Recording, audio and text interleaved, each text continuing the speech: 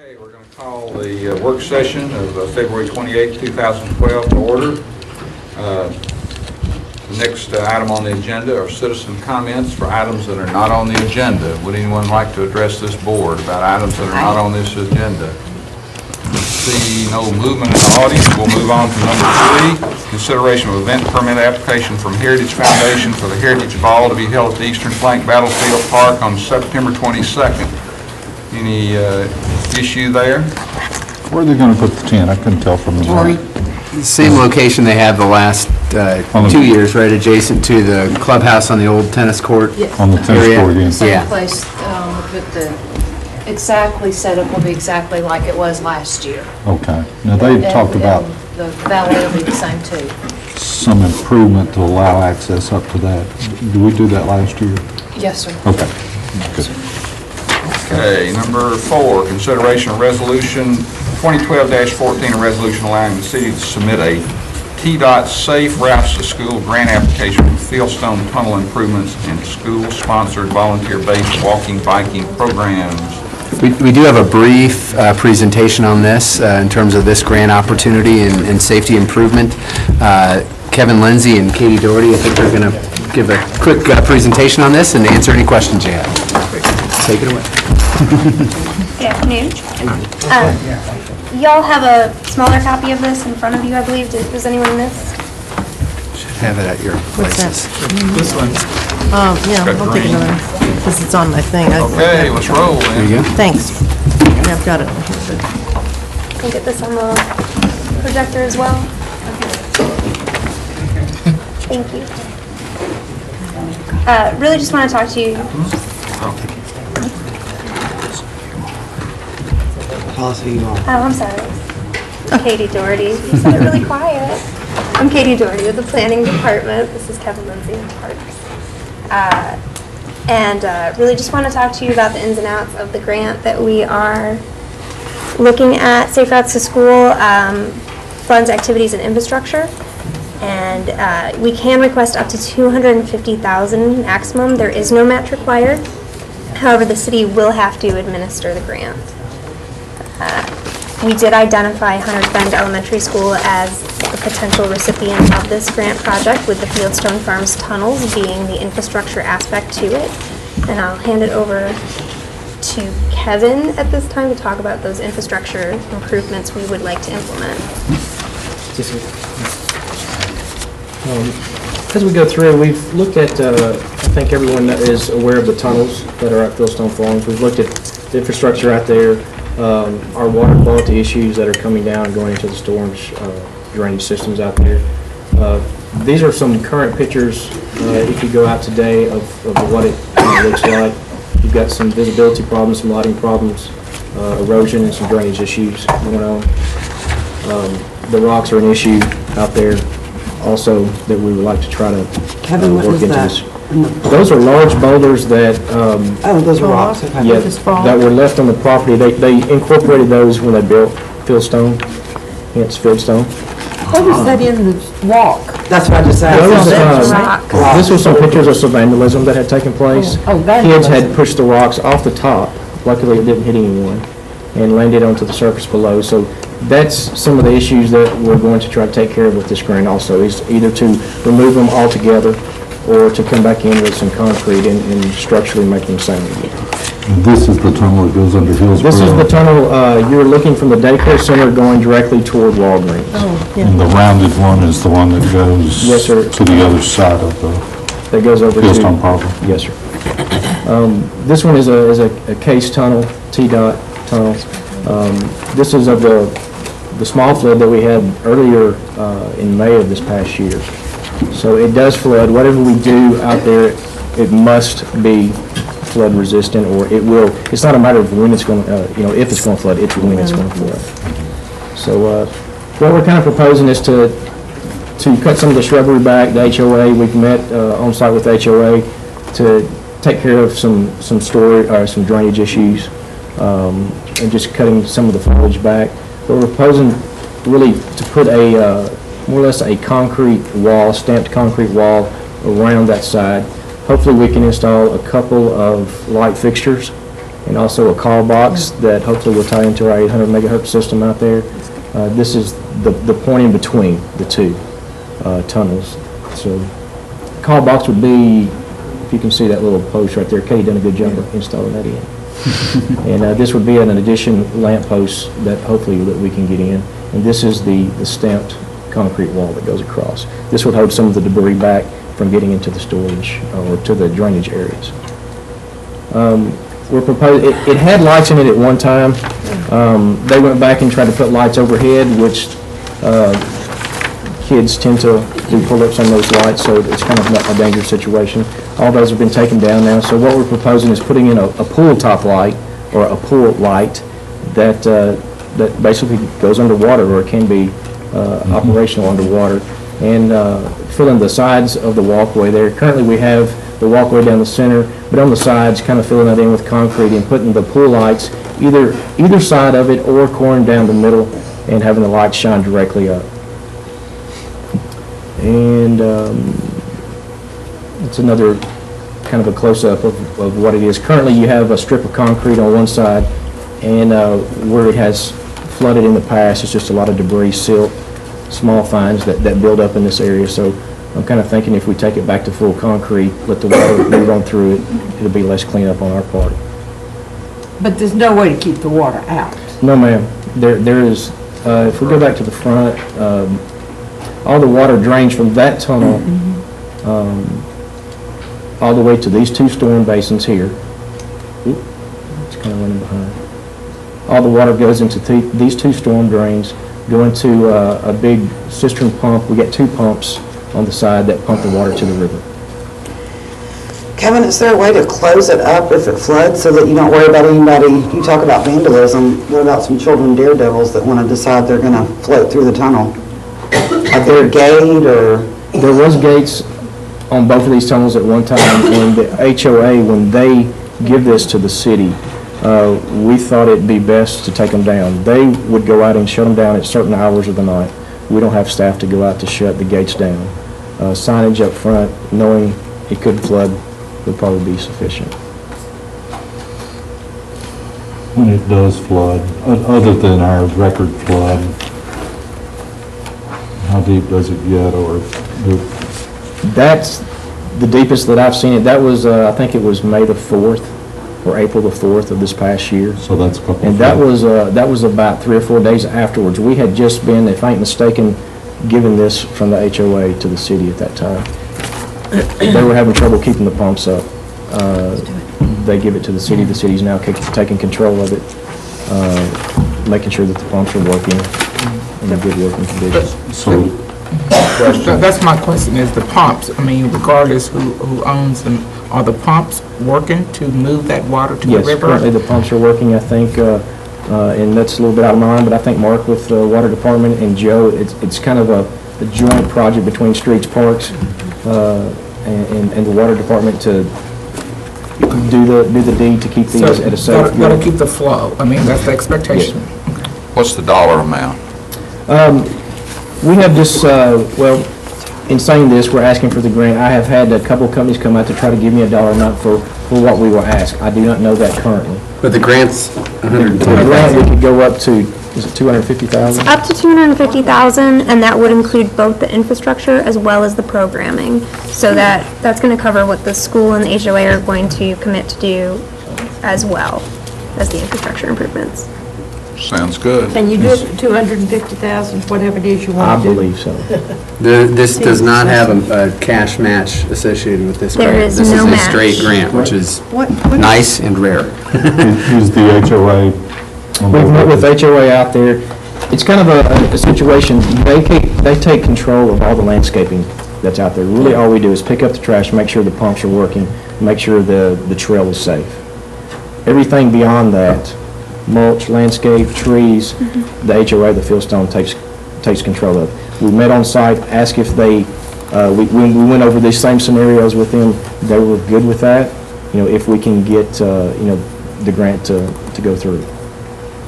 Now, there is some finer options that we'd have to maybe save us on some money. Those are actually their rocks. They have to do something with them. But if the grant comes into play, if we can get the money in there to remove those rocks, or if the company decides to use those rocks and to cement them in, concrete them in, pin them in, that would be, possible also. Alderman Peterson. You talked about the lights in terms of flooding, but what about possible vandalism of them? Because wasn't that the problem before? Yes, ma'am. These lights that we're putting in are actually going to sit in the ground. It's almost just like when you get into a pool, you see the light coming out the side. They have a grid. They have a grid over top of them. This little picture right here. So they would sit on the side of the concrete trail itself now. And it's got a metal grid that's over top of it that is I won't say it's a bulletproof glass, but some type of a hard glass. And it's supposed to be vandal resistant. It's not vandal proof.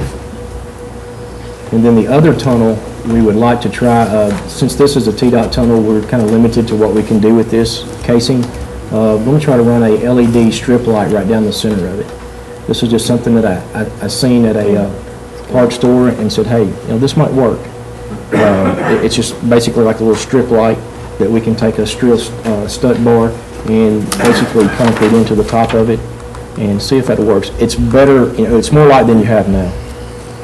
This light, this tunnel, the master plan showed lights in this tunnel, but they never got placed in there. I don't know if it was a budget issue at the time or what.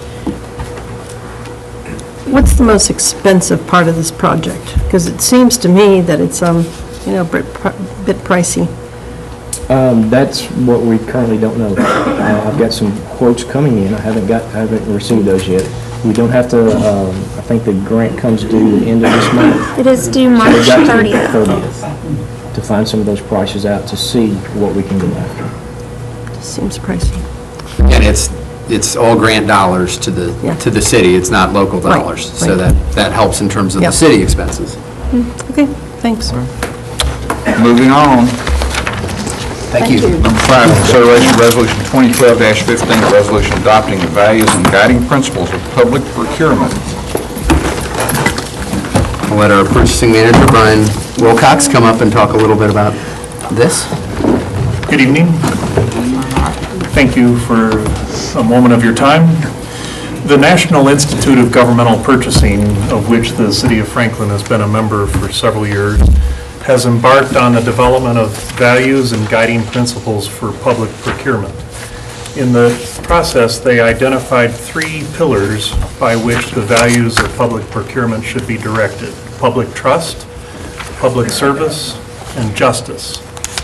These pillars were adopted as the basis for which the subsequent values and principles are to serve. In October 2010, the values and guiding principles were finalized and adopted by the National Institute of Governmental Purchasing Board of Directors, and from that point forward, they have been adopted by stakeholder organizations and organizations such as the City of Franklin member agencies. The values that the NIGP came up with, listed in alphabetical order, are accountability, impartiality, ethics, professionalism, service, and transparency. And staff is recommending that you consider at the next board meeting in 2 weeks, resolution number 2012-15 that would adopt these values and guiding principles. And I've asked that it be brought to your attention at this time as to coincide with our annual observation of what the NIGP calls Purchasing Month, and the mayor has nicely agreed to proclaim as Purchasing Month for the City of Franklin next month. This is a little effort to express appreciation and support for how important purchasing is to the relationship the city has with the vendor community, and to show yet one other face of the city to the public at large of our being a professional, responsible, and responsive organization. I'd be glad to take any questions you may have. Go ahead, I Alderman think Martin. this is very nice, but I can't imagine that anything would be any different. than what we're doing right now. But if you want to make it, just put it on the books like this, that's fine. Well, I appreciate that comment. I think it's it'll be a source of pride that the city of Franklin has put its official seal of approval on these values and guiding principles. It's yet another way in which I think the city of Franklin is a leader in public administration in general and certainly in purchasing. And Brian's been before you a number of times on things that we do to update and upgrade our purchasing ordinances and our practices to support these very kind of principles. And I want to compliment Brian for that. He's a leader in our organization, but also in NIGP. He's been president of the local chapter and really been engaged in promoting this in the profession overall and the value that it brings to communities and to our community specifically. Thank you, Aaron. Thank you, Brian. I just have one thing to say. These are all certainly wonderful principles.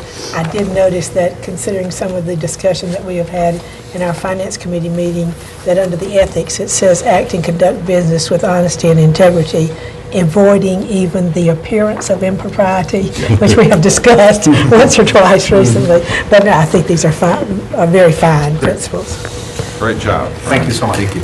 Next is number 6, consideration of proposed ordinance 2012-11 to be entitled an ordinance to amend Chapter 4, Section 4.2.2, Section 4.2.4, and Chapter 2, Section 2.4.3 of the City of Franklin zoning ordinance regulating temporary uses and structures. This is the temporary structure issue we brought to you a month or so ago, and this has been the subject of a workshop discussion with the Planning Commission and a lot of work by staff, and we wanted to bring this back to you for some further discussion, and Vernon is here to talk about it, so take it away. Really, the ordinance is pretty straightforward. The Planning Commission unanimously recommends approval of it, and if you have any questions, we can go forward, but hopefully that'll help facilitate some reinvestment in property. So one of the items that we were concerned about was the overall time limit on this, and y'all have inserted under C that in no case the period shall exceed 2 years. Correct. So that's, even with extensions, it's only 2 years. Right, and then the building permit even governs it under a year unless there's activity proceeding, so it'd have to be quite a large project to get that done. I may have missed this in this presentation, but number 11, temporary place of business, on, I don't know what page it is. You know what it is? Yeah. Okay. All right. A, the previous permanent place of business was destroyed or deemed unsafe for permanent occupancy by natural disaster or other natural hazard. That does not include, the wording of that does not seem to include that they just want to improve or expand the building for their business. No, in this particular instance, This is the exception. This is the without a site plan. yeah, it's the exception without a site plan, more of an emergency. Right. Otherwise, you're doing it in conjunction with a redevelopment site plan. There are certain situations where, an emergency situation where you may not have a site plan in place and you would still permit a temporary structure of this nature. So if something was destroyed in a tornado or something like that, you might be able to put this in place in the absence of a site plan. All right, so the other is taken care of Yeah. somewhere. Yes, Because that's what brought all this up in the first place. exactly. It was really the other thing that brought it, the other Well, part it's of it brought it up. redevelopment, They were hopefully thinking. facilitating redevelopment of existing property and reinvestment. Good job. Thank you. Thanks for making my change. Thank you. Number 7, review of existing cooperation agreement with Franklin Housing Authority and status of pending agreement for the 49-unit Reddick Property Senior Housing Development. Thank you, and good evening again.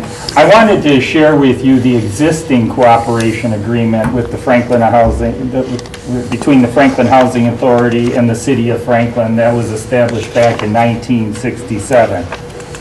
Federal laws allow housing authorities to pay in lieu of taxes to a community, and there's a formula. the Franklin Housing Authority is on the cusp of commencing construction on the 49 units of the senior housing part, in which they received low-income tax credits recently. And a part of that is really creating a new cooperation agreement. And what Mr. Jackson, the executive director of the Housing Authority, and I discussed is that going forward with the entire redevelopment plan, that we will create cooperation agreements for each phase of that. So there is a timing issue, and we have every expectation. In fact, I received their comments back to the cooperation agreement yesterday, and hope to have that on the work session and voting meeting for the first meeting in March, so that they could close on the tax credits and proceed with construction.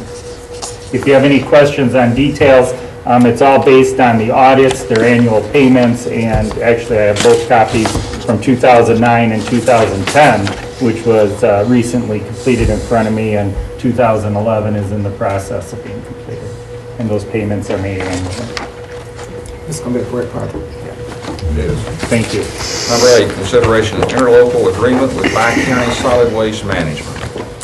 I'll go ahead and start off with some comments. I know we also might have some other folks want to speak to this issue. And I'll have Becky Caldwell and Russ Truhl join us up here as well. The City of Franklin provides a comprehensive solid waste program that includes residential and commercial solid waste collection, residential recycling, yard waste, drop-off of special waste such as electronics, paint, battery, oil, just to name some of the core services we provide. The city does not, however, own and operate a landfill. This results in the city relying on a third party to ultimately dispose of the city's solid waste. This leaves the city vulnerable to changes in the competitive market that can result in significant cost escalations to our citizens and to the city. The city experienced just this in January of 2010, when we literally experienced a 25% increase in our tip fee overnight as the result of the competitive environment we were operating in.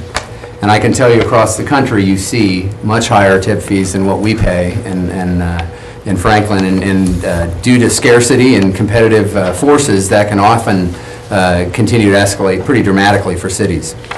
That experience that the city had in January of 2010 was really a wake-up call to us that we needed to cultivate more options, both short and long-term, to better secure landfill capacity.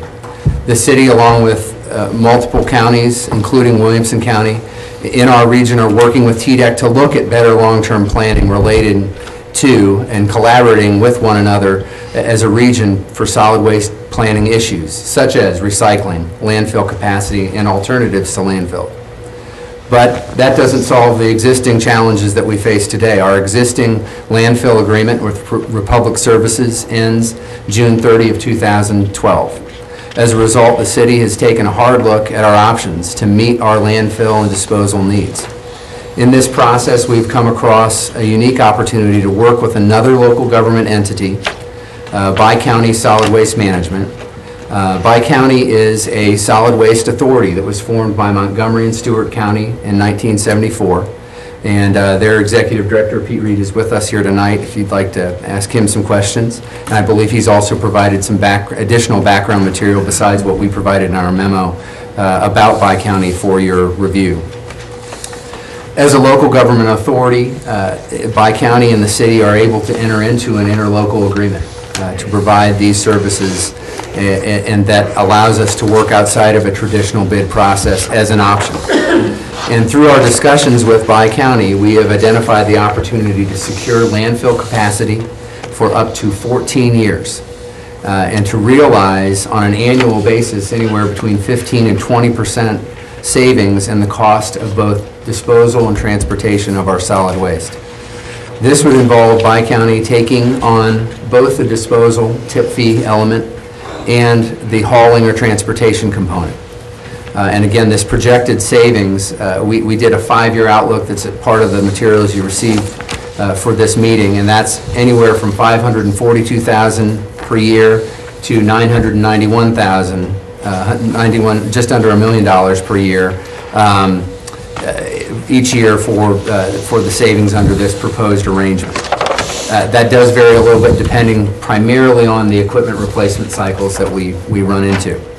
And again, this rate, which starts out at $32 a ton, would only escalate by the calculation of the core consumer price index, so basic inflation calculation that would only be applied at the renewal option time periods. So that initial term, and it's a little different than what was written in the memo to begin with. It's a 2-year initial term followed by 4 3-year options following that. So collectively, that adds up to 14 years. And each of those renewal options is the only time that that inflationary calculation takes place. So 2 years from now, should we choose to renew the next 3-year option, we would calculate the inflation that was incurred in those 2 years just on core CPI inflation, and that would then be applied to the $32 rate. So this would result in the city no longer providing transportation services. So that's a shift in our operations. We would continue, however, to operate our transfer station at Century Court. Our staffing levels in the disposal division would be impacted. We currently employ 10 employees in that division. This would cause us to shift responsibilities for really probably all but one of those employees, but result in a net reduction of 4 positions in that division. We met with those employees last week to discuss what was coming to you tonight, to make sure they were aware of it. A number of them are here tonight. You see them out in the audience. One of the things we said to this group, a couple things that I think are critically important. First of all, this is not about their performance. They're good employees. They do a good job every day for the city. It's really about the opportunity to secure landfill capacity for up to 14 years and to also realize some significant efficiencies or savings in providing this service. We have also committed to finding opportunities to continue their employment at the city. They may be doing different work, but they will retain their current rate of pay, their current level of benefits. They just may be doing it in some different roles. Potentially all in solid waste, depending on how it works out. We've got an open vacancy in collection right now. We know Becky is likely to request 2 or 3 positions in the upcoming budget just because of the growth the city has experienced, that we may have some need there. There's a equipment operator position we know coming down the pike in streets that may well be a good match. Plus, Bi-County has already indicated they want to hire 2 drivers to help with this additional service that they're going to be providing the city of Franklin. So just here today, between now and June 30, I expect there'll be other opportunities, and we'll be able to give all the folks displaced some opportunities to look at what's the best match for them, what's the best match for the city to keep them on. Having said that, that's still not an easy thing for them. They take pride in the work they provide, and I respect that from all of them, and they'll tell you that if they'd like to tonight. But in summary, I do want to come back to the bottom line on this opportunity. It's a great opportunity for us to secure 14 years of landfill capacity and to realize significant savings in our operation. Again, between $500,000 to almost $1 million a year are what we think are fairly conservative projections from a city operational standpoint. A lot of folks have put a lot of work into trying to work through this option and develop it for the city's consideration. Becky Caldwell, who's with us tonight, and Russ Truhl is sitting right beside me, as well as Kristen Korn in our law department and Brian Wilcox from purchasing, have all contributed to developing this opportunity.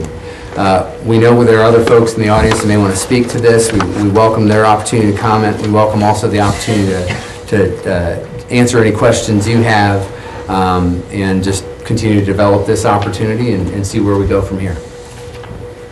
Alderman Berger. Oh, I thought you raised your hand. Well, I can. I've got a question. I recognize Alderman Scudder there.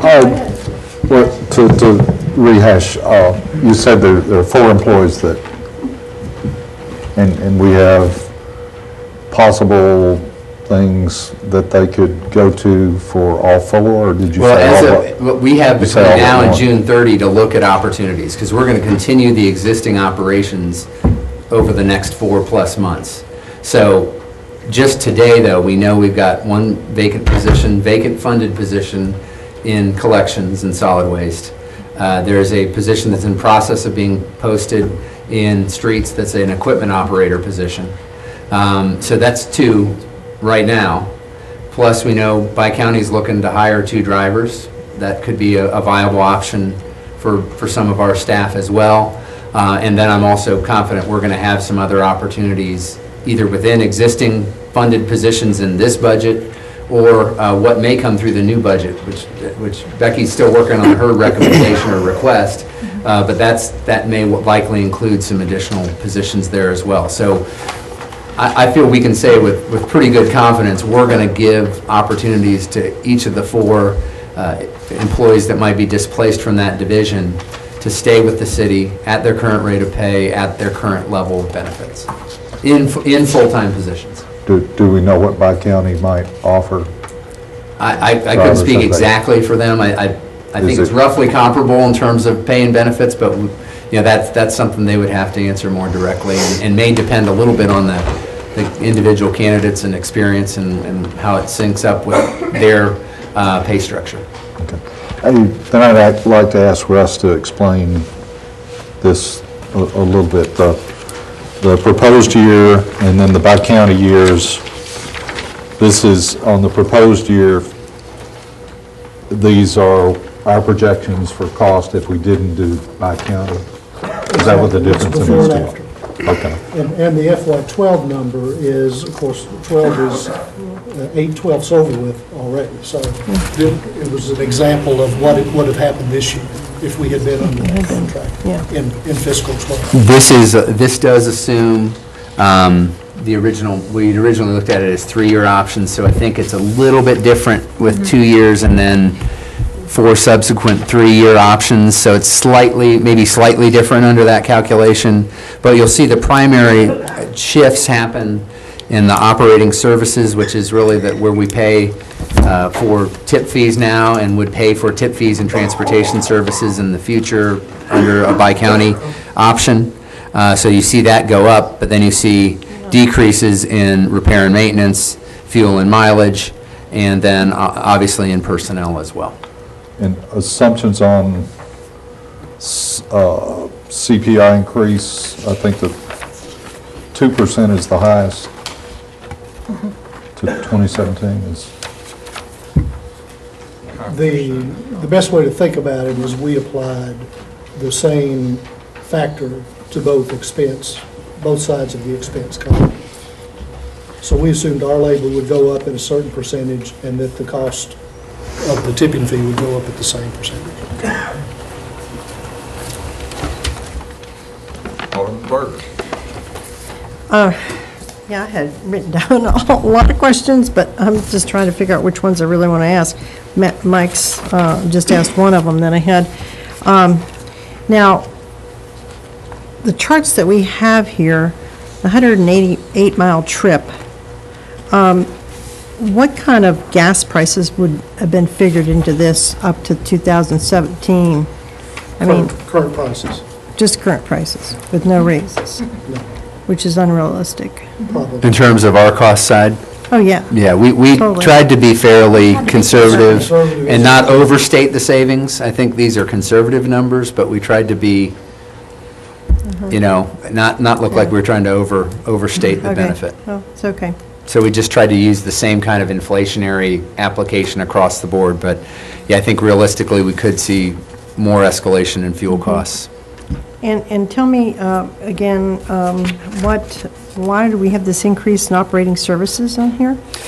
That's because you'd be paying the per ton fee that you pay now. You pay tip fees, which is around $26+ per ton. Right. And now we're incurring other costs related to transportation and other line items.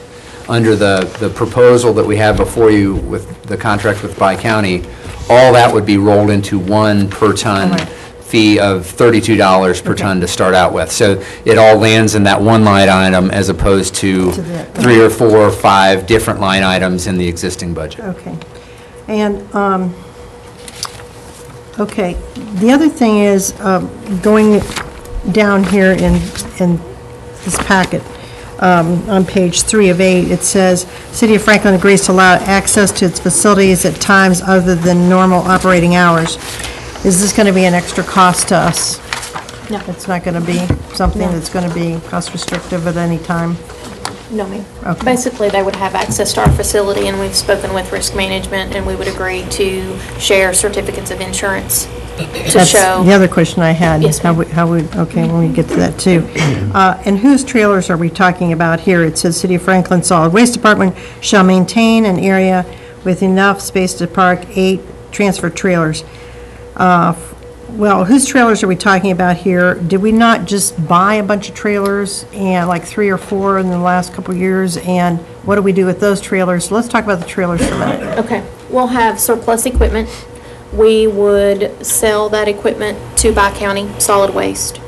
We plan to continue hauling our wood chips. We also plan to have 4 road tractors and 3 of our transfer trailers, the new ones, that we're going to hold as part of our fleet, so that if we need them in the case of a disaster, if we need them as backup, if we need them to haul wood chips, we will have those as part of our fleet here at the city. Okay, so do they just sit idle most of the time? And how many do we have? We'll end up with 4 road tractors and 3 transfer All right. trailers. And What's a road tractor? would we, A road tractor is like a tractor trailer, the cab of a tractor. so would we be keeping? And there would be some need for that in your daily operations, too. Yes. It's not, Yeah, you've got not to move just some sitting. different, Yeah. things And around. so they would agree to obtain those from us at a market price? Yes. Well, we would dispose of them as surplus and they would buy others, but the trailers that will be used would be by county's trailers. So one of my questions is, I think the outlay of money that we've done in the last couple of years for these trailers and everything, is that going to be a big loss to us? No. That's my concern. You're still going to have some equipment needs, and as Becky talked about, you're going to have some needs for some backup in case we need additional capacity. You're still going to be operating your transfer station, so that's going to require some equipment as well. The other hauling that we need to do more locally, it comes in handy with that. And so we're still going to need it, and we're going to keep the more current equipment to help us maintain that, but it will save us significant dollars going forward in terms of replacement and expansion down the line in terms of equipment purchases and replacement. Okay. Now, the other thing is, would we also have to increase our insurance, and at what cost would the insurance increase for us? Would we also have to do a third party for them being on our premises? And how would this insurance play out from what we have now versus what we would need? My opinion is the insurance will go down. You have less because we have exposure. less equipment. Right. And less And exposure. we're only going to be using the equipment that we retain on our premises.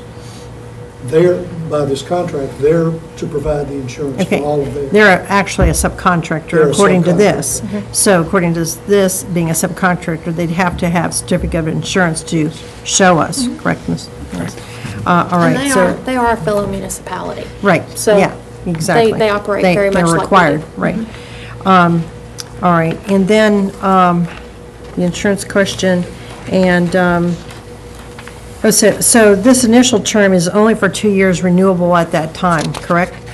And also, if any part of the contract becomes null and void or ineffective, does that render the entire agreement with them ineffective or not?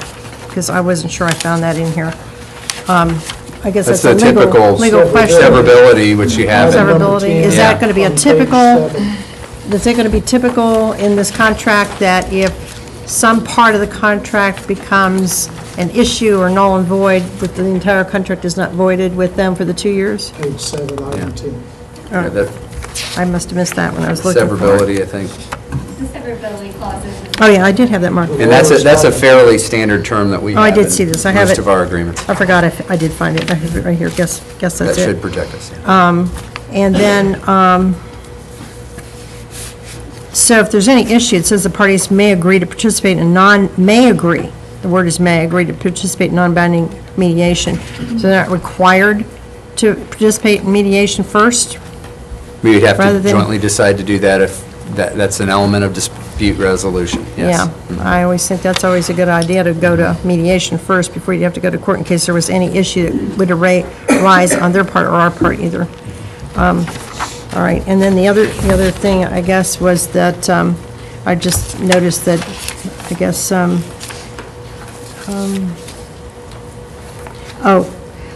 the permits and fees, it stayed steady, but would that not require us to do less permits? Because even though we are providing that, they're actually doing the dumping. Our permits are for our transfer station. Oh, it's And for so the we would station. maintain our transfer station permit with the state, yes, ma'am. So wouldn't be any permits for the trucks on the roads There's that are no- going no in for special the, permit. for the, that, They do maintain their landfill permit by county. all right. That's probably all I have right now. Go ahead, Alderman. Mr. Mayor, at this time, I would like to ask that we allow anyone of our citizens that want to say anything regarding this to come forward. Sure. If Good idea. there's anybody. I'll ask for it.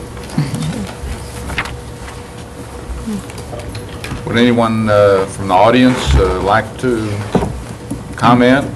Maybe not. I think they should feel free to come. even- Sure, absolutely. Well, it's obvious that all these guys have shown up, there's a reason they're here, so. And I think they ought to, I love the Badge it or neon indifferent. green. It's, I would appreciate hearing from some of the city staff, if you'd like to come forward and just share with us. Good.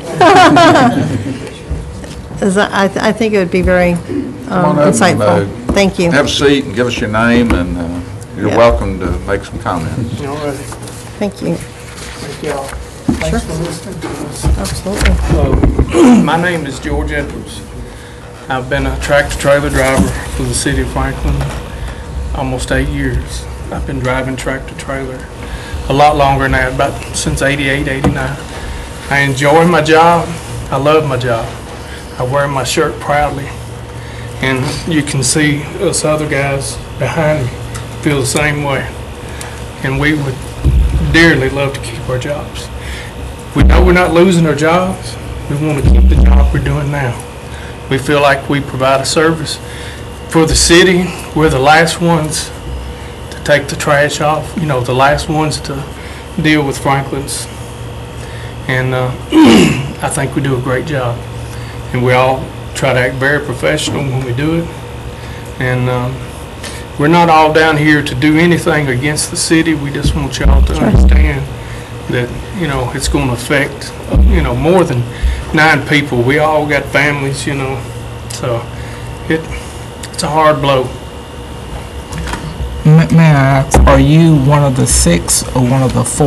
I'm one of the 6 tractor trailer drivers, but I'm also one of the 4 that's going to have to be moved around.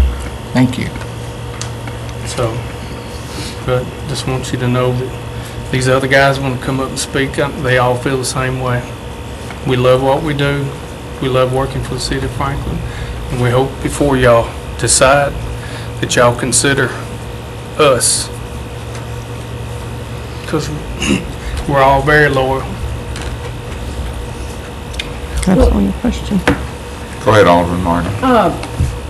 If this thing goes through, what are your, I know you love what you do. You know, I love my teaching job, but if I had to change because of population in the schools, you know, I would have to, I know that I would have to do that. Right. What would be your objection to changing jobs if you got the same pay and the same benefits and you had the same amount of time on your... I don't know is... I know you love what you do. Yes, ma'am. I know you do. Yes, ma'am. And, you know, I'm going to do what I got to do to keep my job. I'm still going to be loyal and, you know, show up every day and do everything I can. But, you know, like I said, we're just here to represent. Nothing against Mr. Stuckey or Becky or any of them. I mean, we know the city's going to do what they got to do. And we just want to keep our jobs we've got right now because we love what we're doing. I certainly understand that. Let me say that often when I come to City Hall, I see someone sitting at another desk. And I say, why are you here? Why are you not over there? And they say, because we don't want to lose we don't want to lose a job. Yes, ma'am. And so the city has been, as long as I've been here, the city has been very careful about having the employees keep a job, which is not always the case with a lot of other places. So I'm proud of the city for what the administration is doing to help people keep a job, because that's number one. And then if we can do what we want to, that's great. But you know, you might just kind of like what you change to do. If you drive this truck one day and another truck another day, you might like that too. I'm not saying you would, but I'm just saying that the city is very diligent about trying to keep jobs for their employees. And we are proud of what you do. You do a wonderful job, and we thank you. I cannot tell you how much I hear, how many compliments I hear about the work that you all do. Well, we appreciate that. And it's wonderful. We appreciate it. It's really wonderful. Please know that whatever we do, you are foremost in our minds. Well, that's what we want to hear. That's what we want to hear. You know, thank you. Thank you for your comment. Thank you, Mr. Edwards. And we do appreciate our employees here in Franklin. We have great employees, and we appreciate their loyalty. Alderman Blanton. I have several questions, but what you read was great for a lot of them, because obviously I've never heard of an interlocal agreement, and I've done a lot of research on this, and I have a relative who used to be in the trash business, so that was helpful as well. And I don't understand why we're not doing a bid process. From what I've been told, and I'll cite something that may be shifted one way or the other, since 1974, any government job is mandated to be bid out. I mean, how are we getting out of that process? So we're working with another local government to provide a service. And so the state law provides for an ability to do an interlocal agreement, an agreement between governments to provide services to one another. And that's essentially what we're able to do here, because it's an entity that is a governmental authority. Okay, but are they not also in the business of making money? It's not like they're not, I mean, do you understand what I'm saying? They don't want to do it just to break even. They're doing it also. I don't know that they're making a profit in the traditional business I don't know sense. either, I'm just saying. They are a local government authority. They are governed in the state of Tennessee as a governmental authority. They have to renew, I think, their charter, or I'm not sure if that's the right term, in 2 years. That's in part why we've structured the agreement the way we have. But then they're able to operate under the state law in this function. So we're able to work with them in that way. A bidding opportunity is an option for you. I don't know that they would participate in submitting a bid in that. They've kind of put their cards on the table in terms of this proposal. You don't know what you'll get in the bid process. I'll just say 2.5 years ago, we used a bid process, and we got hit with a 25% cost increase. And so I think, you know, we tried to think outside the box and bring some other options to the table that we don't have today. The other comment I think that's important to realize, the way this contract is structured, that window opens up fairly regularly to look at what's in the environment in terms of competitive environment and options for us.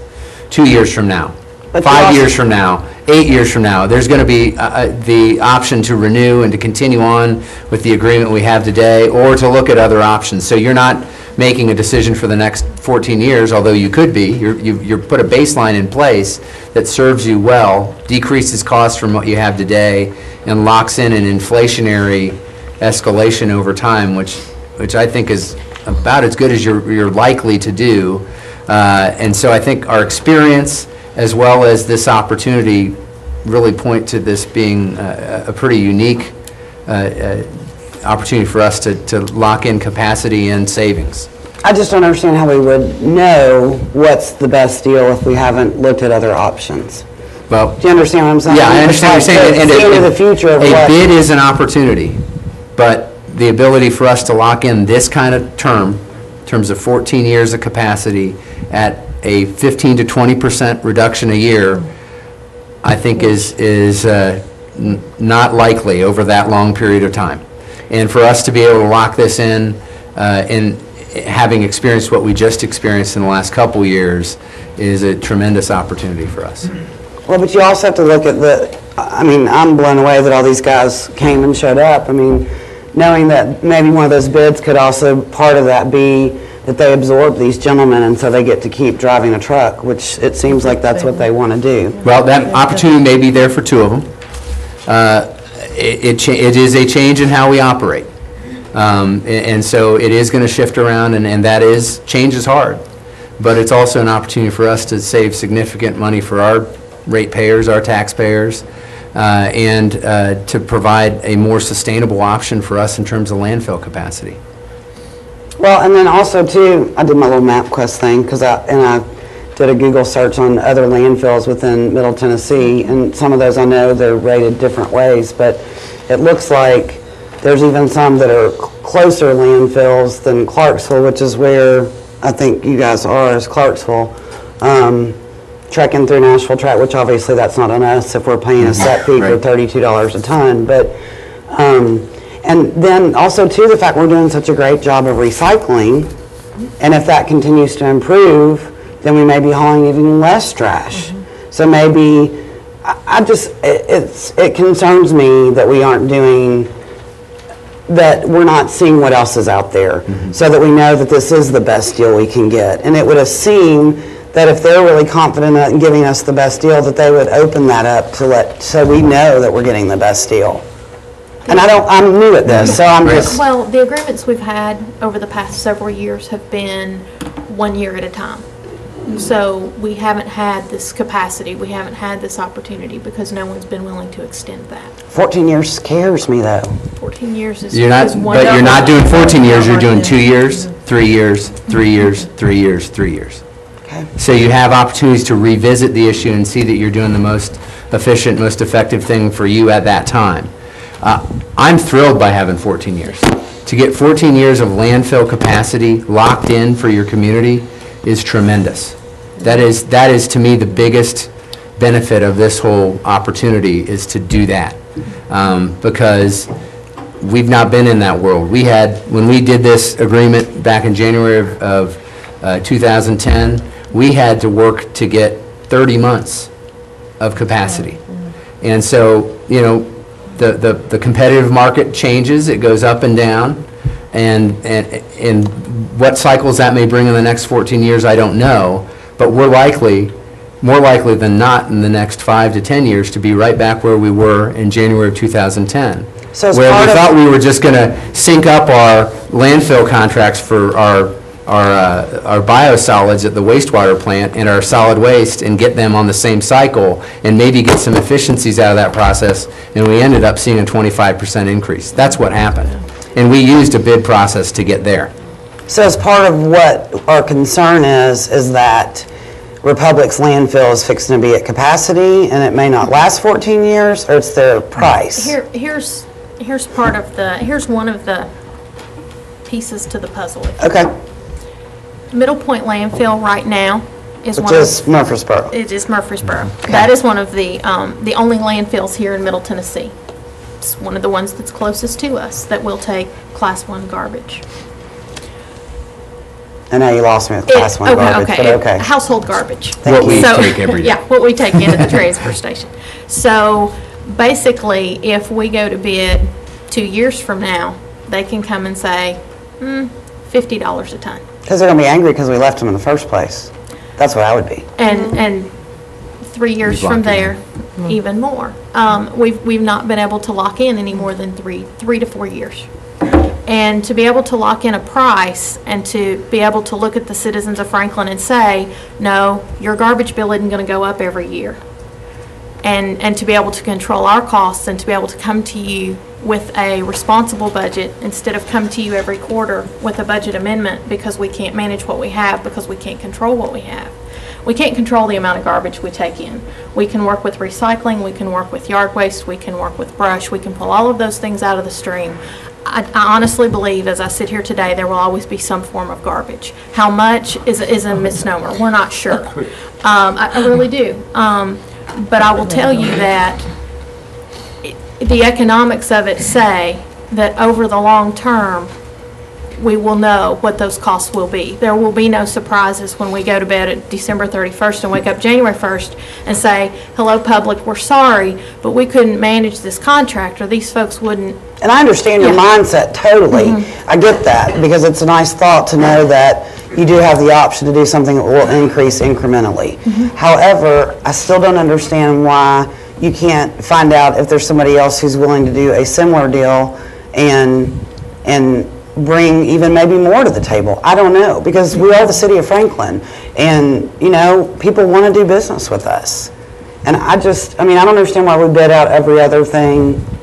I would just like to see, I'll just say that, I'll be quiet, I would say I'd like to see it at a bid process. And we understand that, and that's an option for you, but you have a unique opportunity here to do an interlocal because it's another governmental entity. It's another approach that we didn't have a couple years ago. Got three more people want to comment here. I want to try to reserve as close to an hour as I can for the last item on the agenda. So we can come back and discuss this at the work session next time if it's going to be a voting session. So if you can make some quick comments, then I'd like to get on the next item. One quick comment, because as I look at the faces of you men in the audience, I know how you feel. I had to change jobs 3 times in my profession, and I did not like it. I did not like it, but I wanted my job, and so I changed, and it worked out to be all right. But I do want you to know that I feel for each one of you, and I see on your faces how you feel, and I want you to know that we understand. Alderman Berger. The private contractor versus the interlocal agreement, one of the things that Eric brought up was that 14-year lock-in with every 2 years that we can go back and look at this and see if we want to continue every 2 or 3, wasn't it? That we could go back and take a look. So we get that locked-in price, but we also get the flexibility of looking at it every 2 to 3 years. The other thing is the capacity is 100-year land capacity there, which to me is an amazing capacity. I've not heard of that before. And so those are the things that, you know, we have to look at, and those are what we have to do for the citizens of the city when we make our decisions. I totally agree with Alderman Martin about what she said about our people sitting here in the audience. The other thing is some of you, or a couple of you, might want to be hired out by county and be their employees, or you might be able to be kept within the city and go to streets or some other department as well. I know that our city administrator and HR will really work on that so that you don't lose a job. So you're not out there. That's not what we want to see. But we want to do everything we can to make sure if we do decide to go with this in order to save taxpayer dollars, which is our job to do, that we are protective of you, our employees, because we do value you. Absolutely what Mrs. Martin said, or Alderman Martin said, that people constantly comment to us about solid waste and roads all the time, the streets, how wonderful our people are and how professional they are. So I just want to say that, but that locked-in price is something we really have to consider, and we also have to take a look at how we can help you to retain your jobs, stay with the city if you so desire, or also, I did have one question.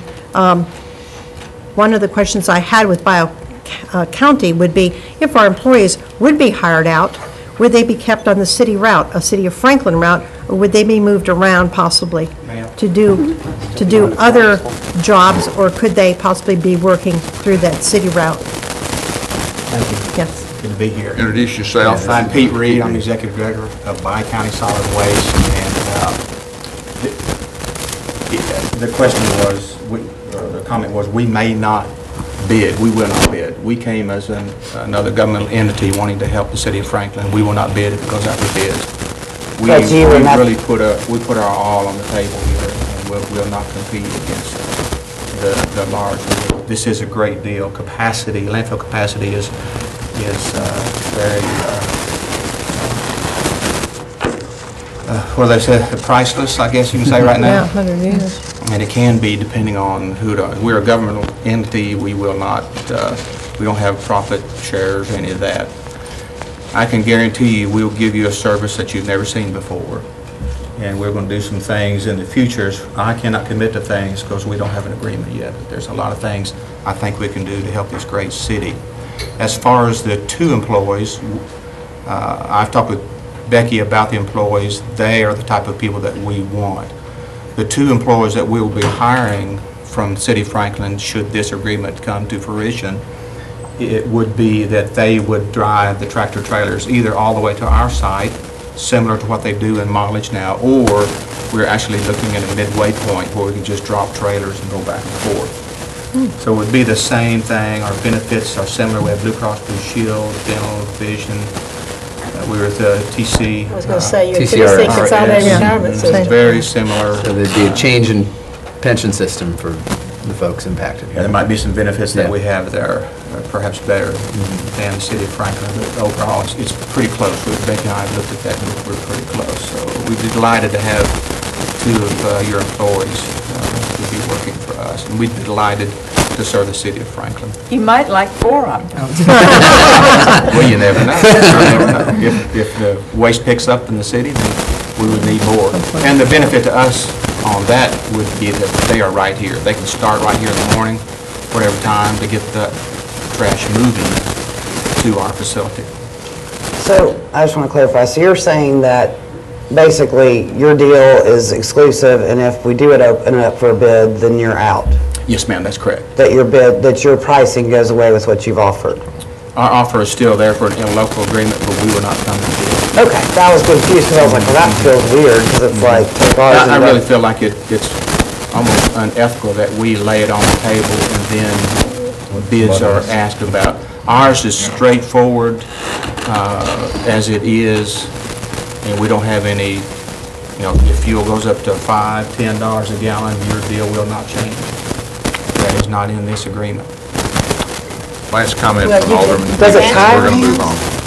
I was going to say, you've answered some of my questions, because when I read it, I did think that you were just another entity under the Tennessee Consolidated Retirement System, and that you're not for profit. You're just an enterprise fund. I'm serving Montgomery County, and I'd Yeah. be glad to be a servant of the City of Franklin as well. That's what we do. Okay, thank you for coming tonight. And we're going to move on. We're going to omit item 9. Sorry about that, Paul. Because I want to make sure we have everything. Yeah, look, Paul got both pink. So number 10 is presentation of integrated water resource plan. So this is our always some goodies. This is that's not what you eat. Our CDM Smith team that has worked with us through this integrated water resource planning process. We are drawing to a conclusion phase 2 of that process, and we have our consultant team here to present that tonight. Anyone else in package, real quick? Thank you.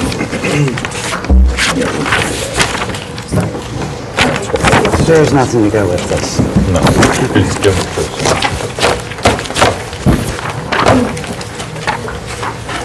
Thank y'all so much. Let me make one other comment before you start. You did have item number 9, and if you would be thinking about South Carruthers, whether you go south to north or north to south, and then read the packet, and then we'll have that the next work session. So go ahead, Zach. I'm going to, just before you jump into that, I am going to hand around to you something else we were going to hand out with this today that we've developed that really sort of ties in development impact with those phasings and shows what residential developments are, in the pipeline, what number of units are there approved, what's existing, and how that might tie into the 2 different phasing options on Carruthers. So you can add that to your mix. That was just another piece of information we wanted to provide you. Do we have a handout of this? It's in the CD. Oh, but so okay, I'm going to make notes on it. Glad to be back with y'all tonight. It's been, I guess, probably since September since we had the last little round of technical meetings that we had 4 consecutive meetings. And then some of y'all have been at some of the stakeholder meetings and public forums we've had over the last couple of months. As Eric said, we are very, very close to wrapping up the Integrated Water Resource Plan now, or to the point of coming back with you tonight and presenting out sort of the recommendation from the stakeholder committee. We had 7 successful meetings over the 2 phases with them, have what we feel like is a good recommendation for the city moving forward, and want to share that with you tonight as we go forward. So just in general, what we want to cover, we want to look over again real quickly at the objectives and sort of some of the drivers for the Integrated Water Resource Plan, and then also look at the weighting. You've seen before the stakeholder weights, but we also asked y'all over the last month or so to provide some weightings as well. We've taken those, and we'll be able to show y'all some comparison compared to what the stakeholders have been working through over the last couple of years. Also then look at the final alternative rankings, review, like I said, the recommended plan, look at some of the benefits of that plan, general discussion on the schedule, and then look a little bit about, okay, what does this mean? When the rubber hits the road, what does this mean from a cost and rate standpoint, which I'm sure you've been waiting for a couple of years. So, just real quickly, we wanted to hit on a couple of slides that you've seen before, and you'll see these again in the presentations as we go through. But ultimately, as we've discussed up to this point, really, when it comes down to it, was a couple of main drivers for this process. But one is the continued growth of Franklin. You see it here a little bit with the water system, but even more so in the second slide, you'll see in the wastewater system that, we all know this is a city that's continuing to grow, is continuing to grow rapidly. We want to have the services and the systems in place to be able to continue that growth and meet the demands that the city has, at the same time meeting the regulatory demands and also meeting the needs of the existing customers of the system. So you see in the water system, as we've discussed before, what we're looking at is a much smaller growth, an average of about 2 million gallons a day, about 33% growth in demand over the next 30 years. The bigger picture being the demand growth in the wastewater side, as we've discussed before, where we're, based on population growth, we're looking at generally a doubling of wastewater capacity need over the next 30 years. Much like the solid waste discussion you just had, these are things that, it's hard to program out what may happen 30 years from now, but we did that through some population projections, and then as we go through this process tonight, we'll sort of look at how does that affect the priority of those projects. We may be able to look really tightly at what's going to happen in the next 5 years, then maybe a little bit more cloudy as we get 5 to 15 years, maybe then a little bit more cloudy as it gets 15 years or out. We've tried to do that and address those in that manner from a priority standpoint. So as we look back, these were the original 9 objectives. Y'all have seen these before. These were the same 9 objectives that we've had y'all rate as far as your preferences of what's important to you as elected officials for this city and what you feel like your constituents and the citizens of Franklin would be concerned with. So these are the 9 objectives. These were put together at the very first stakeholder meeting with many of the stakeholders. And these were the 9 pieces of information that they felt like that if we get a successful plan, this is what it would meet. These are the things that we as a city, or they as citizens, or they as groups that deal with water resource type issues feel are important for the city of Franklin. So going back, this is sort of the stakeholder weighting that was provided by the stakeholders back about their second meeting. As you see, as we discussed previously, there was one predominant one, as you can see, reliability at almost a third of the overall importance. And then 4 others that were tightly sort of grouped there right behind that, which we sort of called sort of the second tier of 4, and then a final 4 that were much less important to the group as a whole, but still important to some perspective. Those being reliability of the overall water and wastewater system, and then those next 4 being the safety and security of the system, the system efficiencies, the overall water quality associated with the Harpeth River, and then the overall cost. Next, I'm going to show you, these were the scores that we utilized the scoring that y'all done over the last couple of weeks. Took that together and did the same sort of analysis with the BOMA rankings.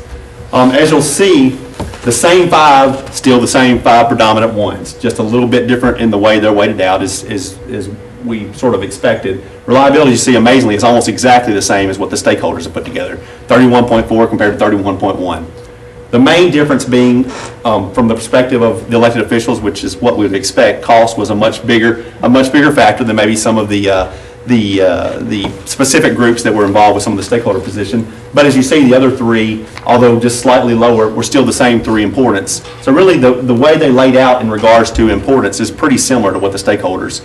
So what you'll see as we get a little bit into the further into the presentation is that the rankings were very similar. So just real quickly, I won't go through this whole list, but this is actually part of your package. The first page is part of your package in a little bit different format, and you've seen this once again before. This is what each of the 4 alternatives that were recommended out of Phase 1 include. And there's a lot of similarities between some of them, and there's a lot of differences between some of them. Each of them sort of had their own niche of what they were trying to accomplish. If you remember back to Phase 1, what we did do as we went through Phase 2 is try to sort of take the names that we'd originally termed some of these, because they have sort of merged and melded over time into other things. And what we may have thought originally met that sort of goal may have really not been the projects that we thought that they were. So we sort of took the naming nomenclatures off of this and just look at these at what they are in regards to meeting those 9 objectives and the way they're scored. So the first thing you're going to see here, once again, I think we had this at the 6th stakeholder meeting, which quite a few of you were at. This is the rankings based on the stakeholders' preferences in regards to the 9 objectives. You'll see what we've termed as alternative 1 is the highest scoring alternative of each of these. And it was discussed quite a bit at the stakeholder meetings. I don't want you to get too hung up in the numbers. It's a discussion we had with them a lot. You know, this tool is really a comparative tool. That's what it's meant to do. It's to compare me to Mark or me to Eric. You know, and the numbers aren't always indicative of really the difference. But what will come through, we hope, pretty clearly here in a second is it's not necessarily the number difference each time, but it's how often that number 1 tends to be number 1. And you'll see in a second, it's every time. So it's sort of the difference of if a guy wins the race every time, it doesn't matter if he wins by a little sometimes, a lot by sometimes, but he won the race every time. And that's sort of the message that you'll see as we go through a couple more of these. Could I ask a question? Yes, ma'am. Do you have those? Okay, that's just what I was going to ask about the rankings with. So this is actually the ranking with y'all's scores, which you'll see is the three middle rankings did change just a little bit. In general, once again, alternative 1 is ranked the highest, and actually the spacing, which I just got through saying is don't hang your hat on too much, actually even got a little bit more broadly spaced based on those rankings. So you see. And we did this same sort of process, and Alderman Peterson has seen some of these before. We did the same process with multiple different looks. We looked at these rankings. Well, let's say if we weighted all of them equally across the board, all 9 objectives got an equal ranking. How do those rankings stack up? If we made reliability the number 1 option, made that 30% and made everything else equal. If we took water quality and made that 30% and made everything else equal. If we took safety and security, made that 30% and made everything else equal. If we took cost and made that 30% and made everything else equal. And what you'll notice quickly is alternative 1, no matter how we put those alternatives against the sensitivity analysis, is always number 1. What you'll notice with the other 3, they finish 2nd, they finish 3rd, they finish 4th. They make different, you know, they make different spaces and where they fall in that range, but always number 1. So we think this is a very powerful. This is not always the case in these type of processes when we go through this, but what this ultimately showed to us is that when you really look at the 9 objectives that were set forth and said, okay, how can we best meet the future water resources need of the city of Franklin, it became pretty indicative to us and to the stakeholders committee that alternate 1 was the right alternate to go move forward with, to bring to y'all tonight to start looking at. So what does that alternate sort of provide? Well, we just highlight a couple different things here. Number 1, most important thing, it reliably meets 100% of the future water and wastewater needs of the city of Franklin. It gives you a large amount of control and operational flexibility because of the way the wastewater capacity, the reclaim capacity, et cetera, is spread at 2 different locations in this plan. The ability to produce more water from the water treatment plant through expansion, et cetera. It gives you a lot more of flexibility in operation and control of your resources. It addresses the city's waste load allocation as part of the TMDL. There is one minor, the total nitrogen in the TMDL that was done on the Harpeth River doesn't include a winter limit. So there is one sort of negotiating point there long-term with the state on how they handle that. But ultimately, it meets the waste load allocation, which is a key thing in regards to being able to have a discharge and to continue to operate from a wastewater and stormwater standpoint in the future. It gives you 30 miles of Harpeth River and tributary restoration, and as well as citywide BMPs, which the city's been doing some of those over the past couple of years. It continues that format of continuing to install some of these facilities to both restore the habitat within the Harpeth River, reduce flooding, assist with water quantity and water quality issues associated with stormwater throughout the city. Gives you a sustainable biosolids management program. We'll touch back on that a little bit later, but as we've discussed before, that is one of the high-risk processes with the city now because of the hauling to Camden to the landfill and the way the current operation is. In terms of life cycle cost, alternative one is not the least expensive, but it's the second least expensive, only 4% less than the lowest cost alternative, which is alternative 3.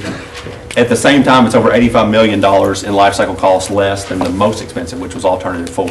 So, and alternative 4, I would just mention, was the one that came closest in that relative weighting that you had. And that was actually one of the things when we looked at that with the stakeholder group, you're getting about a 20% improvement in reliability by spending $85 million more.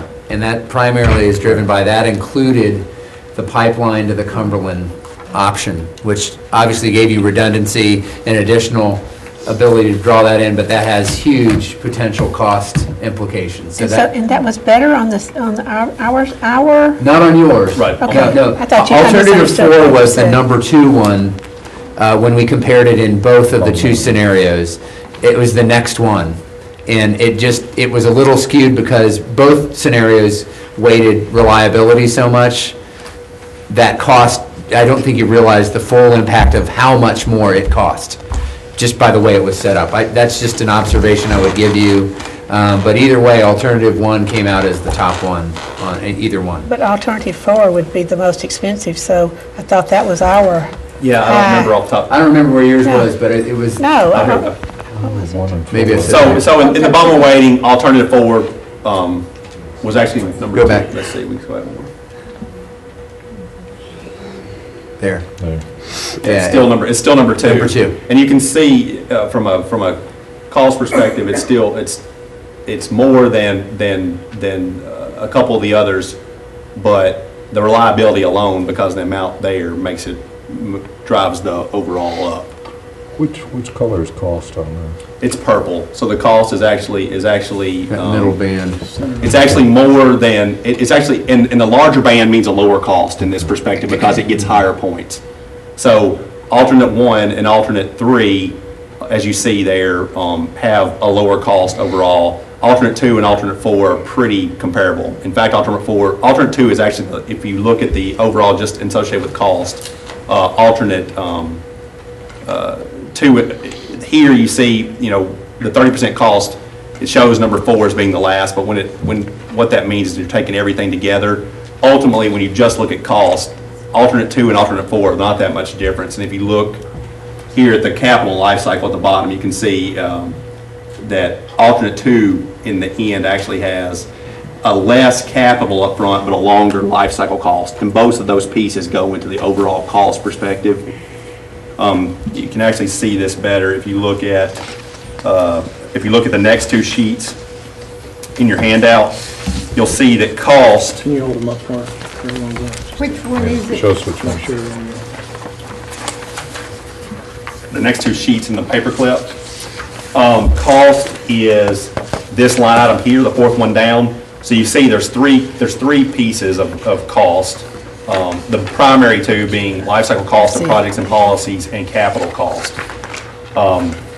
And when you look at the 3rd sheet, then that gives you how that cost is driven in those, with 40% each being associated with each of those 2 pieces. And you see the capital cost of each, and you see the life cycle cost of each. And so by far, those are the two lowest.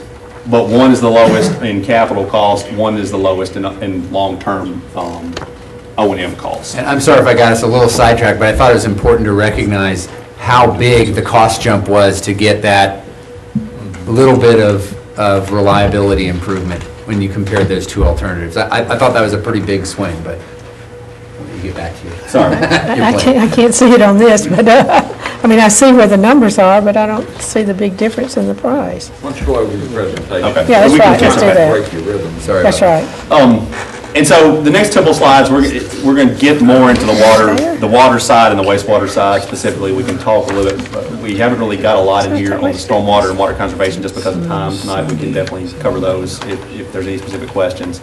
But this is sort of a list of the 6 major projects associated with the water side and the schedule that we put together associated with those. Most of these are because they're either regulatory driven or have some reasoning that makes sense to move forward with these projects at this schedule. We'll get a little bit more of that in a second. Same thing with the wastewater side, 11 specific projects, obviously a large majority of the work, just going back to the initial slide we showed you, because there's so much more growth needed on the wastewater side and so much more potential growth, doubling the wastewater treatment plant capacity as opposed to the water system where you already have a wholesaler that provides that additional flow above and beyond what you do produce. There's just a lot more projects associated on the wastewater side, and you'll see that in a second as well.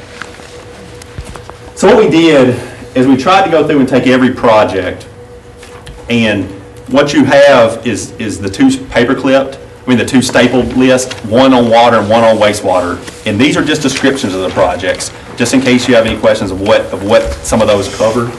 Well, we basically took a little matrix here, and on the y-axis we have time and implementation. So we basically broke down, much like I said at the beginning, of these are items either that need to be done almost immediately within the next 5 years for either regulatory purposes, growth purposes, etc. Projects need to be done somewhere in the range of 5 to 15 years. Are projects that were basically in the back end of the plan, the 15+ year cycle. On the y-axis, what you'll see is then their importance, and that's driven by the regulatory risk or regulatory drivers associated with those projects, the growth drivers associated with those projects, or the general ability of those projects to meet the objectives of the plan itself. So what we've done is taken every project that is associated with the overall plan and broke it down into one of those colors based on where it falls in its overall importance. And I'll give you an example of that.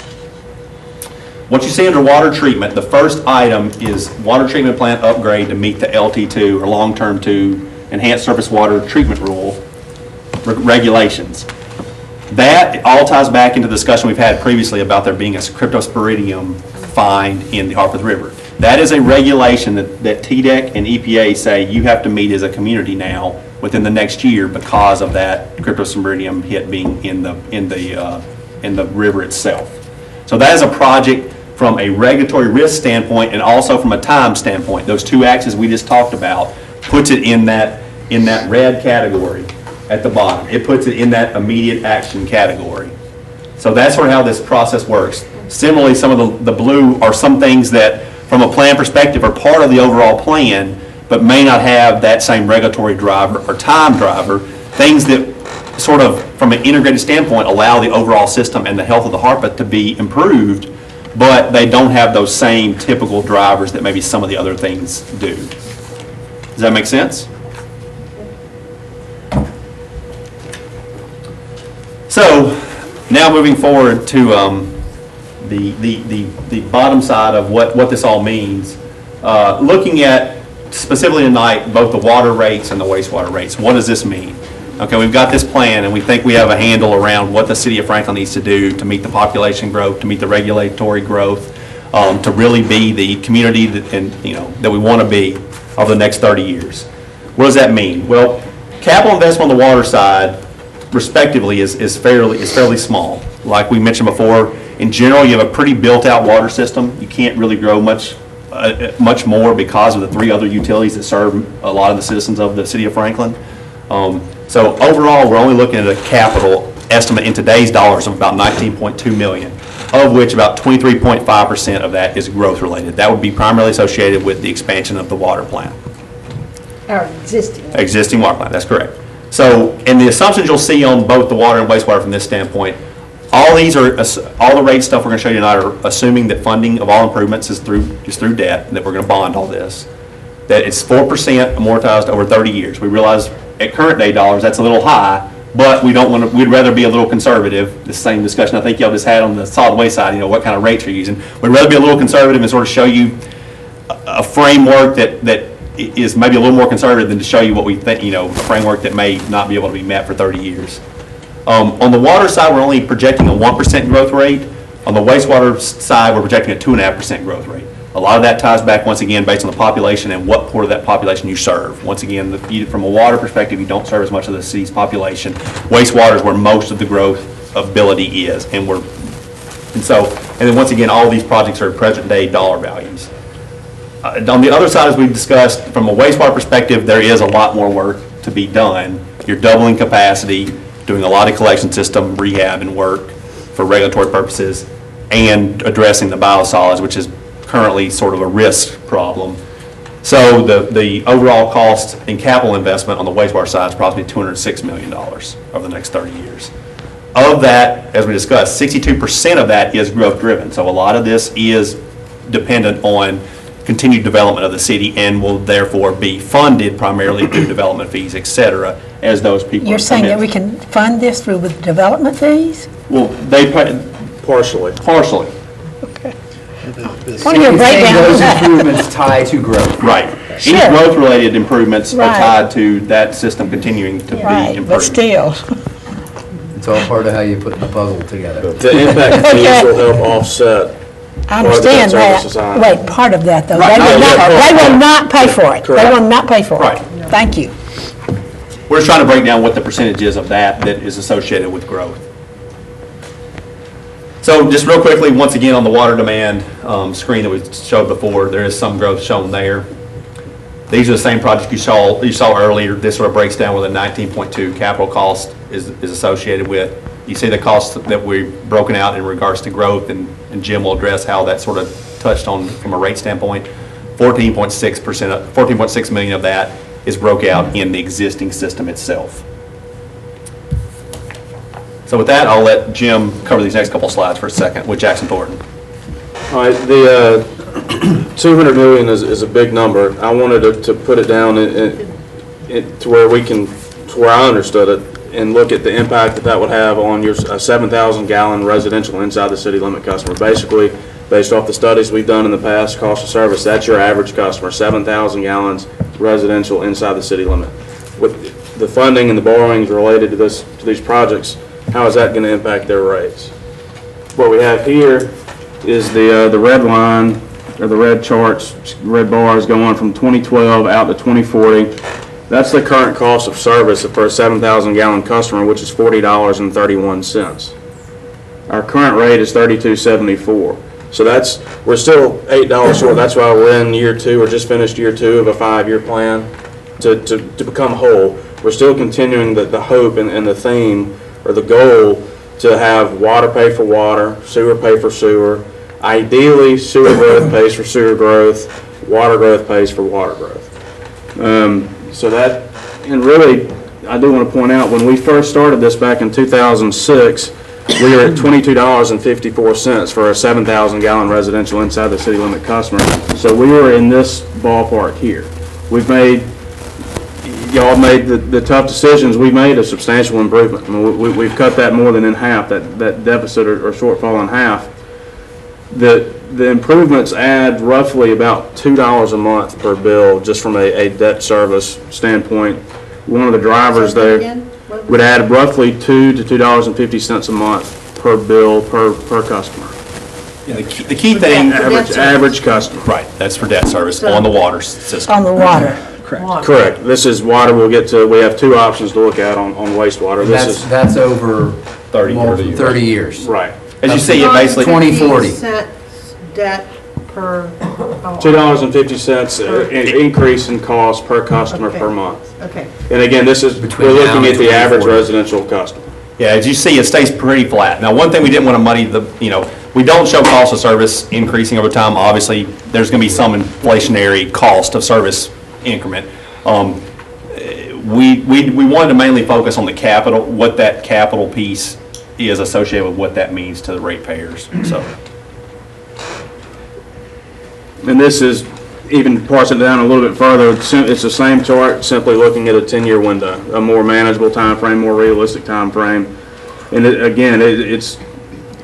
we do have some impact fees coming in with a 1% growth rate, not a lot of impact fee revenue coming in, but that does offset, and that is reflected in this chart here. What you'll see with each of the specific, both on water and wastewater, what we also want to do is look at one piece from an operational standpoint, just to give you a comparison of where there could be some savings from an operational standpoint. We think in most cases across the board, it's pretty much going to be a balance out. You're adding a lot of efficiencies and better operation and more efficient equipment, but at the same time you're adding more capacity. There are a couple of pieces on each particular case where there is some potential savings from a cost of service operation day-to-day perspective. What you'll see in here is currently your wholesale purchase cost just recently went up to about approximately $2.18 per 1,000 gallons.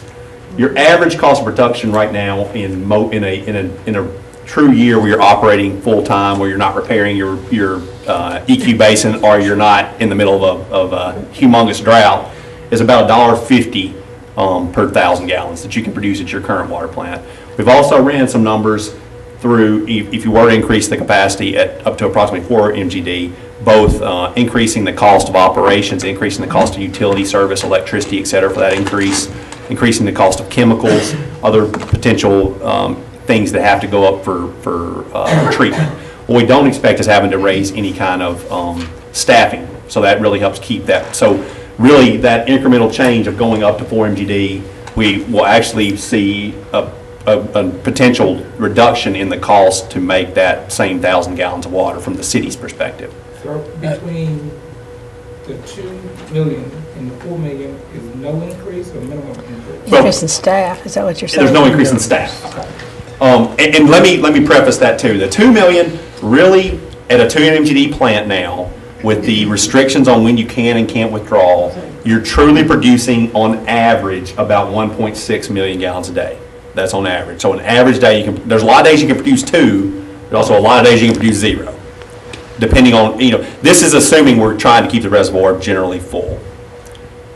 What happens when you go to 4 MGD is you can actually raise that average to about 3.03 MGD a day. And that's based on historical 30 years of river data looking at what the withdrawals could be. So you're increasing your production from about 1.6 to about 3.03, almost doubling that production. But by doing that, you also have the opportunity to reduce the rate it costs you to make that same 1,000 gallons of water. What happened during the summer months? Well, there's days you can't withdraw from the river because of the restrictions on having to have 10 CFS moving through the Harpeth. 10 CFS. Right.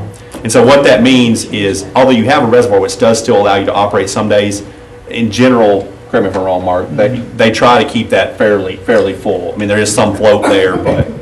Right, excuse me, we do use the reservoir, obviously, when we're not withdrawing from the river. We use that as our source water.